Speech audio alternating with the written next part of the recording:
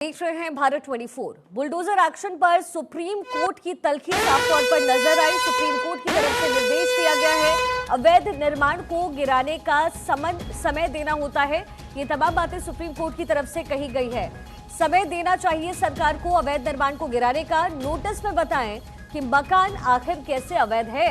Notice मिलने के बाद 15 दिन का समय मिलना चाहिए और इसके साथ ही सुप्रीम कोर्ट की तरफ से कई सारी टिप्पणियां की गई है। उनकी तरफ से साफ तौर पर कहा गया कि ये हक कोर्ट का है, ना कि सरकार का, ना कि प्रशासन का। यानी जो अपराधी है उसके अवैध हिस्से को गिराना भी है तो सुप्रीम कोर्ट उसको लेकर के फैसला करेगी, ना कि प्रशासन की तरफ से ये फैसला होगा। अधिकारियों की जवाबदेही क्या होनी चाहिए, दोषी कौन, ये कोर्ट तय करेगा। ये अधिकार सिर्फ और सिर्फ कोर्ट के पास है। कानून व्यवस्था राज्य की जिम्मेदारी बनती है। गलत तरीके से घर गिराने पर मुआवजा देना पड़ेगा, ये भी सुप्रीम कोर्ट की तरफ से कहा गया है। तो सुप्रीम कोर्ट के फैसले की जो बड़ी बातें हैं वो क्या कुछ है। मनमाने तरीके से संपत्ति आप नहीं छीन सकते, जीने का अधिकार सबका है, दोषी होना घर तोड़ने का आधार नहीं होता। ये तमाम बातें सुप्रीम कोर्ट की तरफ से की गई हैं। राहुल जी हमारे साथ यहाँ पर स्टूडियो में हो, सौरभ दुबे भी हैं। राहुल जी, आप सबसे पहली टिप्पणी आपकी, क्योंकि जब सुप्रीम कोर्ट की तरफ से पहले भी ये बातें कही गई थी और सरकार को घेरा गया था, लेकिन धरातल पर जो चीजें बदल सकती हैं जरा उसका जिक्र आप कीजिए, क्योंकि राजनीतिक तौर पर कुछ बदलाव की संभावना जरूर बनती है। नहीं, बिल्कुल राजनीतिक तौर पर बदलाव की केवल संभावना नहीं बनती है, क्योंकि जिस समय सुप्रीम कोर्ट का ये फैसला आ रहा है उसमें हम लोग देख रहे हैं कि झारखंड में प्रथम चरण के चुनाव संपन्न हो रहे हैं इस समय। और कहीं न कहीं अगर 2022 में भारतीय जनता पार्टी और विशेषकर उत्तर प्रदेश में अगर योगी आदित्यनाथ की वापसी हुई थी तो उस समय बुलडोजर का एक बड़ा महत्व रहा था। लेकिन देखिए, विपक्ष को आप अगर देखें उत्तर प्रदेश में तो विपक्ष एक बड़ा मुद्दा गंभीरता के साथ उठाता हुआ रहा कि जो भारतीय जनता पार्टी वो आरक्षण संविधान को जो है कि वो कहीं न कहीं संविधान के मूल्यों का पालन नहीं करती है। और हमेशा से लगातार बुलडोजर को न्याय ना मानने की बात विपक्ष के तरफ से तमाम जो बुद्धिजीवी लोग थे, संविधान को मानने वाले लोग तो ये बात कह रहे थे वो कि अगर अपराध कोई एक व्यक्ति करता है, सजा उस व्यक्ति को मिलनी चाहिए, ना कि उसके पूरे परिवार को सजा मिलनी चाहिए। तो सुप्रीम कोर्ट ने आज तमाम वो चीजें कही हैं जो एक तरह से बुलडोजर न्याय के विरुद्ध लगातार जो चीजें कही जा रही थी। तो ऐसे स्थिति में ये मैं मानता हूं, क्योंकि जब योगी आदित्यनाथ ने इस काम को किया तो फिर ये अभी हम लोग देख रहे हैं मध्य प्रदेश सरकार में भी काफी जोश खरोश के साथ बुलडोजर चलाए जा रहे थे। राजस्थान सरकार में जो अभी वहां पे नई सरकार है, भजन लाल सरकार, वो भी बुलडोजर के तरफ एक्शन के ऊपर काफी ध्यान दे रहे थे। तो दो चीजों को इसमें गलत ढंग से मिला दिया गया था। एक तो है कि अवैध निर्माण का मामला, एक है अपराधी को सजा देने का मामला। दो चीजों को जब मिलाया गया था, बुलडोजर से देखिए आप अवैध निर्माण हटा सकते हैं। सुप्रीम कोर्ट ने अभी भी कहा है कि आप अवैध निर्माण हटाइए। जैसे उदयपुर का एक उदाहरण दे रहा हूं, उदयपुर में चाकूबाजी की हाल में घटना घटी थी वहां पे शिखा जी। उसमें जिस लड़के ने चाकूबाजी की थी, प्रशासन ने उसके घर को गिरा दिया। यह कह के गिराया कि वो घर जो है उनका उदयपुर में वो वन विभाग के क्षेत्र में है। जब आप उस पूरे मोहल्ले में जाइए तो वहां पे हजारों की संख्या में घर बने हुए हैं। एक व्यक्ति के घर को आप गिराते हैं ये कह के कि वन विभाग के क्षेत्र में वो घर जो था वो गलत था, बाकी पूरा मोहल्ला एज इट इज अभी भी है। तो सुप्रीम कोर्ट का ये कहना है कि आप अगर आपको वन विभाग को जमीन खाली करानी है तो वो खाली करा ले, लेकिन केवल एक घर को तोड़ के वन विभाग को क्या लाभ मिला उसमें। तो ये जो दो चीजें मिक्स की गई है, हमें लग रहा है भारतीय जनता पार्टी को इसका काफी नुकसान होगा। विपक्ष जिस मुद्दे को उठा रहा था उसके ऊपर आज सुप्रीम कोर्ट ने अपना सुप्रीम मोहर लगा दिया है कि बुलडोजर न्याय का माध्यम नहीं हो सकता। ठीक है, सौरभ जी आपकी क्या टिप्पणी है, क्योंकि कहीं ना कहीं जो हौसले हैं अपराधियों के वो भी इस फैसले के बाद बुलंद हो सकते हैं, ये बड़ी संभावना है। देखिए, जो सुप्रीम कोर्ट का फैसला हम देख रहे हैं, मुझे लगता है कि ये देखिए संवैधानिक फैसला संवैधानिक तौर पर है और साथ ही साथ मानवीय पहलुओं को जो है वो ध्यान रख करके सुप्रीम कोर्ट ने एक निर्णय दिया है। अब मैं तो कह रहा हूं कि जो उत्तर प्रदेश की सरकार की बात कर रहे हैं लोग कि उत्तर प्रदेश की सरकार ने अगर कोई मकान गिराए हैं तो वो तो अवैध निर्माण थे ना। अवैध निर्माण पे तो मुझे नहीं लग रहा कि सुप्रीम कोर्ट की कोई टिप्पणी आई है, क्योंकि वो सारे कोई अपराधी था तो वो देखा जाता था कि क्या इसने कोई अवैध निर्माण किया है। अगर वो अवैध निर्माण था तभी उसको गिराया जाता था। मुझे नहीं लगता कि किसी का भी मकान जो वैध हो उसको गिराने का काम किया हो कहीं की भी सरकार ने।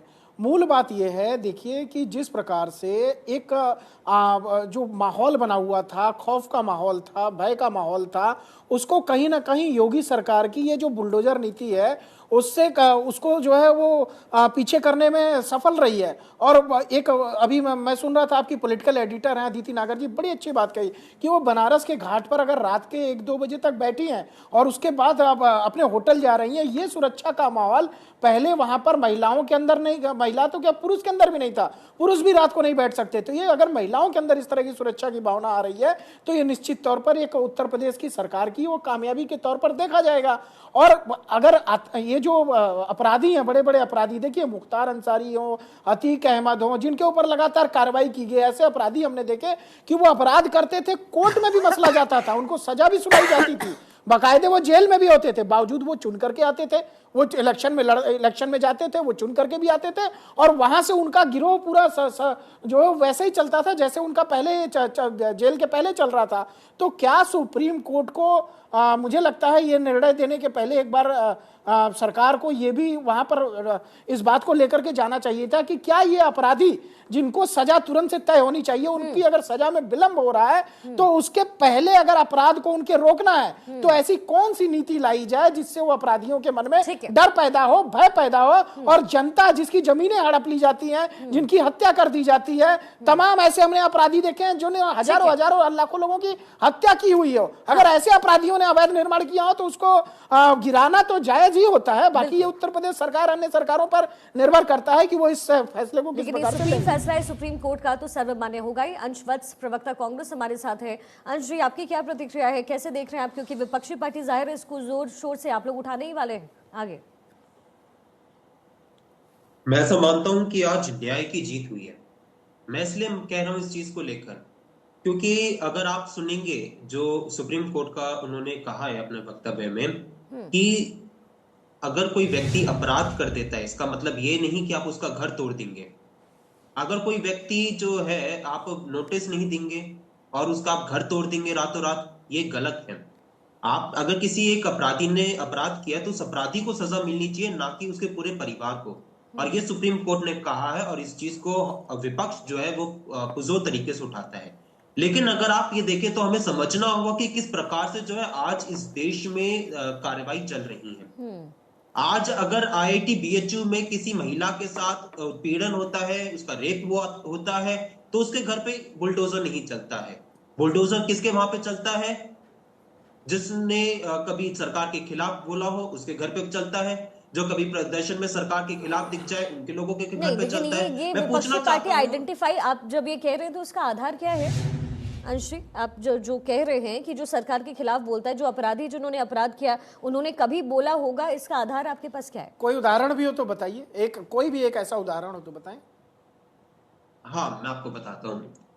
मैंने अपना सबसे पहले एक चीज कहा कि आईआईटी बीएचयू में जिन्होंने किया उनके वहां पे बुलडोजर नहीं चला। जो मैंने अपना दूसरा वक्तव्य कहा कि जो सरकार के वहां पे जो लोग अपना प्रदर्शन कर रहे थे, कितनी बार ऐसी रिपोर्ट्स आया है जो है सरकार ने जारी किया है कि इसके वहां पे रातों रात जो है वो सरकार को पता चल जाता है कि इसने प्रदर्शन किया, उसके बाद उसका आइडेंटिफाई किया जाता है, उसके बाद रातों रात सरकार को एकदम से उनके अंदर ये चीज जाग जाती है कि अच्छा इस बंदे ने जो है इसका घर जो है वो इलीगल है, इतना एरिया इलीगल है। पहले क्यों नहीं था? इतने सालों से आप कहां सो रहे थे? आपकी सरकार क्या कल बनी थी? नहीं, आप अपनी बातों में कंफ्यूज हैं। देखिए, इलीगल था या धरने की वजह से, अगर धरना किया तो तोड़ा गया, इलीगल था इसलिए तोड़ा गया। नहीं, वही तो मैं कह रहा हूँ कि सरकार को ये एकदम से क्यों चेतना जागी कि भाई अवैध तो अवैध होता है ना, सरकार को एकदम से चेतना क्यों जागी? देखिए अवैध तो अवैध होता है। सरकार के खिलाफ बोल रहा है, ये तो महाराष्ट्र की, ये तो उद्धव ठाकरे जी से मकान को हटाइए ना। ये तो उद्धव ठाकरे से पूछना चाहिए कि कंगना रनौत के मकान पे बुलडोजर चला, बाकी के बगल के मकानों पे क्यों नहीं चला? ये तो कार्रवाई उद्धव ठाकरे ने की थी। तो ये सेलेक्टिव मैं